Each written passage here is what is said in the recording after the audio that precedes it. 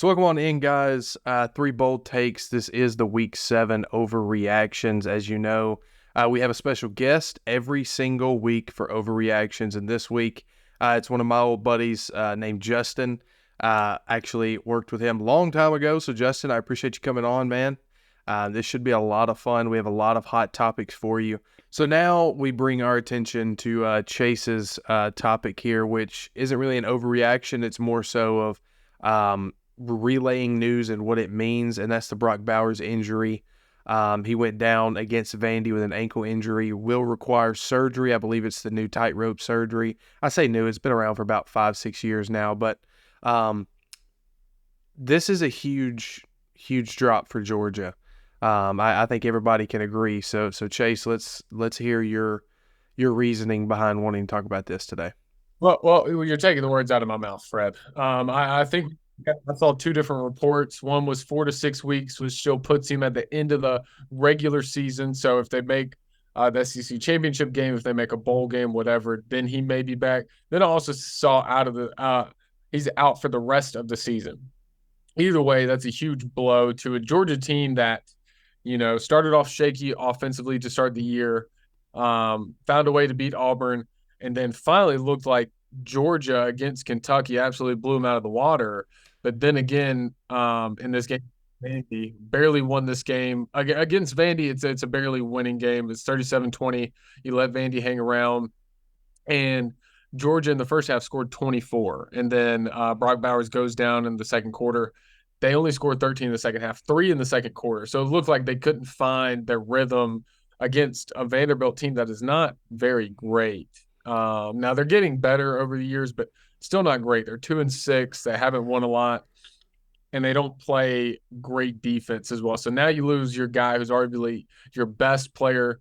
And in this game, actually, he went down the second quarter, didn't return, of course.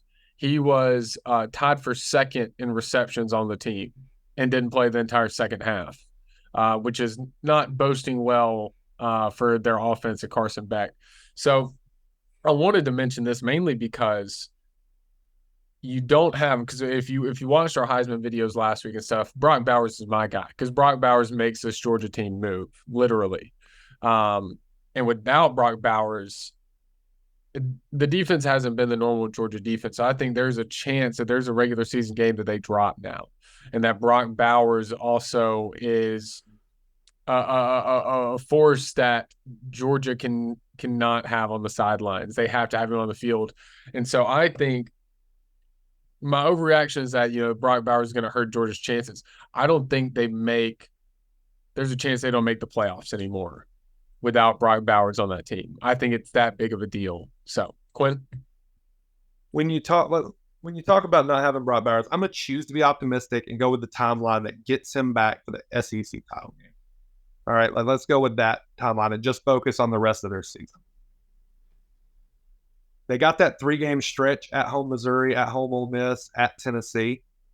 That got a lot harder without Brock Bowers. Now, I think Georgia's defense is good enough to win them any football game against anyone. But not having Brock Bowers makes those games harder because especially with Ole Miss, you're going to need to score points. More often than not, they put up points. Then the other two games, you've got a team that's honestly kind of impressed me a little bit relative to where I thought they would be with Georgia Tech, and then absolute dumpster fire. Those are their other two games that they have. So they're going to beat Florida no matter what.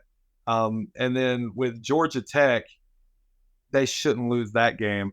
But you look at that 3-game stretch, that Ole Miss game scares me a lot more for Georgia now than it did. Tennessee, kind of. We'll see what Tennessee is this weekend when they play Alabama, I think.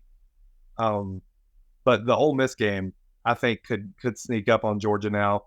Obviously, if he doesn't play in the SEC title game, playing any of the bigger teams from the West would be problematic as well.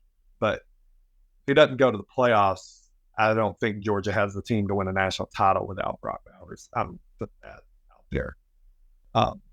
But yeah, that's what I see for this. It stinks because Brock Bowers, out of all the players coming into the draft, he's my favorite one. He's the one I'm most interested to watch, see what he becomes as an NFL player. I love tight ends.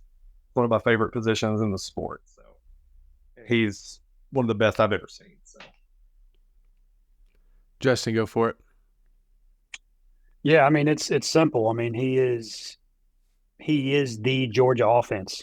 I mean when you look at it, I broke it down. Well, I looked it up today. So Bowers leads the team in receiving yards, catches, and touchdowns. He has over 25% of Carson Beck's yards are all to Bowers. So quarter of Beck's yards are to Brock Bowers. He has more receiving yards, 200 more receiving yards than the next closest receiver on the team. But I do think there's a silver lining in this, and that the running back Dejon Edwards had his best game of the season last week, albeit against Vanderbilt. But at least you do have your running back having some confidence going into what's probably their toughest slate of games. But also one thing that I noticed watching this game Saturday is, where is Ladd McConkey? He's fell off the face of the earth. He has 9 catches for 107 yards, no touchdowns this year. Last year, he had more touchdowns and more yards in the first 2 games last year. He was the second best receiver on the team. He had over 700 yards receiving. And this year, he has 9 for 107 and 0 touchdowns. I don't know what's happened to Ladd McConkey, but I mean, I feel like after last year, it was like if Brock Bowers wasn't open, McConkey was always there. And now he's 7th on the team in receiving. I just think that's the receivers have to pick it up more so than anybody else. But I do think, like I said, with Dejon Edwards having his best game going into the toughest part of the schedule, I do think will help him out. But also, I think that with Brock Bowers being out, they're going to have trouble scoring. I think they're going to have to lean on their defense more than they ever have in a long time. But also, looking at that schedule, I don't think like Quinn said, that Ole Miss game does scare me a lot with Brock Bowers being gone. But I really don't see them slipping up outside of Ole Miss. I don't see them losing other than that game. But it is definitely an interesting situation now that their best offensive threat, and probably one of the best offensive threats in the country, is done until best case scenario, the SEC championship game. So, yeah, it's scary for Georgia. It's definitely scary. I do still think they're the best team in the country, maybe just because of their defense. But it's definitely it's going to be a hairy 5 weeks. I can tell you that. If you guys see anyone in the East beating them for the East, who do you have? Missouri. I think Tennessee. I think Tennessee the second to last week of the season probably will give them the best because it's at Tennessee. That's what I wanted to bring up. Is Tennessee. Now, obviously Tennessee is not as good this year as they was last year. I think we can all agree on that statement alone, right? Here's where the Tennessee game scares me more than the Ole Miss game, and that's because it is on the road and it follows the Ole Miss game. I think the Georgia-Ole Miss game may be a dogfight. I mean, Georgia may have their toughest game of the year then, and they may come out with a win or they may come out with a loss. Who knows? I happen to think that they may win that game. But if you look at Georgia's track record on the road, guess what? You only have 2 games. The Auburn game and the Vandy game. That's it. The next away game they play is in Neyland Stadium. And then, obviously, they finish with Georgia Tech away as well. But only 4 road games this year, both of which they have not played their best, and they're going to go 3 straight weeks at home plus a bye week. So a month without traveling. That first game back on the road in Neyland Stadium, that's the game I think they get beat on. Not because Tennessee is a great team, not because I think this Brock Bowers thing is going to kill Georgia, and just make them not make the playoffs. I don't think it goes that far because Georgia still is one of the 3 most talented teams in all of America. So somebody will step up. The question is who? And if they are a championship team, somebody will step up.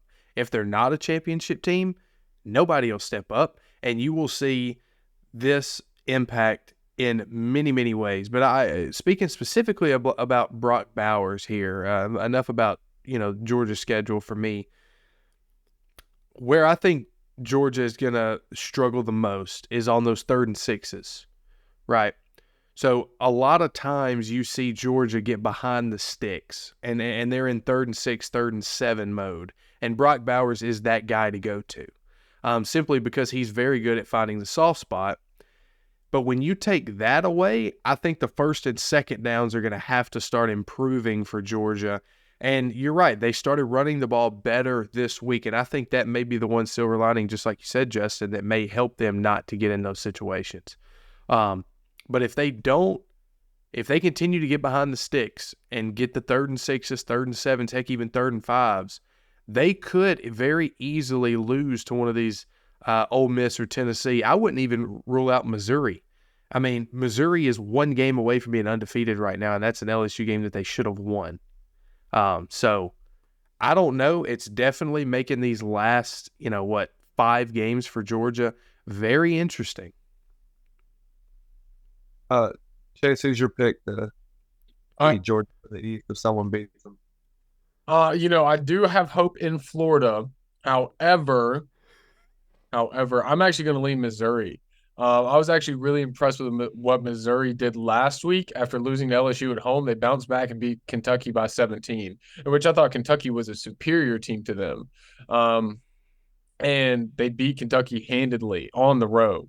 And Mizzou has been a very quality team this year outside the LSU loss. And really, they had a chance to win the LSU game and then threw a pick 6 within like the last minute of the game. So it's still right there, one for a taking. So if anybody's most susceptible, I think Mizzou can do it because Mizzou also gets Georgia after a bye week. They play South Carolina this weekend, have a bye, then they get Georgia. They get 2 weeks to prepare for Georgia without a Brock Bowers. That's a very interesting matchup. The defense has been good, and then the offense has kind of shown out this year under Drinkwitz. So I'm actually going to be circling that game. I think Tennessee's good, and what's crazy is that their defense is better than their offense this year, which is very surprising. 3rd in the nation in sacks. But like you guys mentioned, we'll see how they play against Alabama. And then Ole Miss, I think they can put up points, but they haven't been the same Ole Miss that we've seen in the past couple of years. I'm going to circle the Mizzou game over anybody for Georgia. Justin, who you got? Yeah, I was saying Tennessee earlier, and I think just to pad that argument a little bit more is they're off this week, and then they'll have obviously the Florida game's neutral, and I think that's the thing of it being a neutral game is kind of they won't have the home field advantage against Florida, but I do think they'll beat Florida. Missouri is going to be an exciting one because I feel like since that Kansas State game, Missouri's done nothing but get better. Even that LSU loss, they looked really good. Their defense was they just couldn't stop LSU. That's all it was. And that Ole Miss game, like Chase said, Ole Miss is their offense is just like so wishy-washy. They could put up 50 one week and then put up 14 the week after that. But I think everybody's gonna be freaking out about Brock Bowers being out, and then I think Georgia will probably coast through Florida, maybe have a close one, have a fourth quarter comeback against Missouri, handle Ole Miss by like 14 or 20, and then they're gonna roll into Neyland Stadium thinking we've been fine without Brock Bowers, we're good. And who is Tennessee? And they roll into Neyland Stadium, and Tennessee.